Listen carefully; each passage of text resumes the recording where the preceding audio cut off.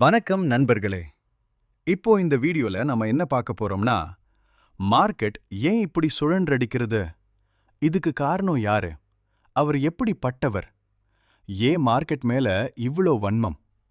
ஒரு நாட்டுக்கு மட்டுமே தெரிஞ்ச அவர் தன்னை இந்த உலகத்துக்கே ரொம்பவே ஈஸியா தெரியணும்னு யோசிச்சார்.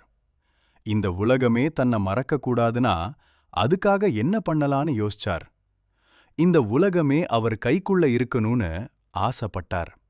அப்போ அவரோட பார்வை ஈக்விட்டி மார்க்கெட்ல இருந்து கமோடிட்டி மார்க்கெட், அப்புறம் கரன்சி மார்க்கெட்னு போகிட்டே இருந்துச்சு.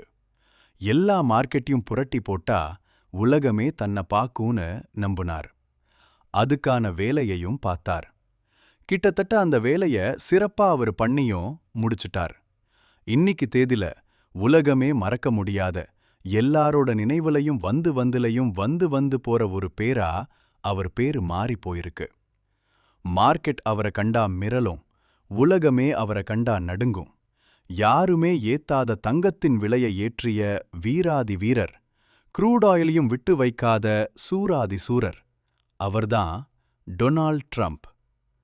கொஞ்ச நாளைக்கு முன்னாடி தங்கம்னு ஒன்னு பொறுமையா மேலே ஏறும் கீழே இறங்கும்னு போயிட்டு இருந்துச்சு. ஆனா அப்போதான் தங்க மகன் டொனால்ட் ட்ரம்ப் என்ட்ரி. தங்கம் விலை சரிவுல இருந்தது தங்க மகனுக்கு பிடிக்கல. ஒருத்தருக்கும் தங்கமே பிடிக்கக்கூடாதுங்கிற அளவுக்கு தங்கத்தோட விலைய ஏத்தி விட்டாரு.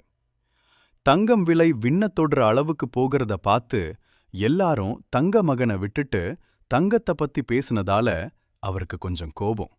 ஏன்னா உலகமே அவரை பத்தி மட்டும்தான் பேசணும்னு அவர் நினைச்சாரு. அதனால என்ன பண்ணலான்னு யோசிச்சாரு. அப்போ அடுத்த ஆப்பு எதுல வைக்கலான்னு திங்க் பண்ணினார். இப்படி அவர் கதையை சொல்லிட்டே போலாம். ஒரே எபிசோட் சொல்லிட்டா சுவாரஸ்யம் எப்படி இருக்கும்? உலகமே எனக்குதான்னு போட்டி போட்டுட்டு இருக்கிறவங்களுக்கு தெரியாது, உலகத்தை தன்னோட கைக்குள்ள கொண்டு வர ஒருத்தன் தன்னோட கால் தடத்தை அங்க பதிச்சுட்டான்னு அப்போ அவங்களுக்கு தெரியல. இது ஒரு கதையோட முடிவில்ல.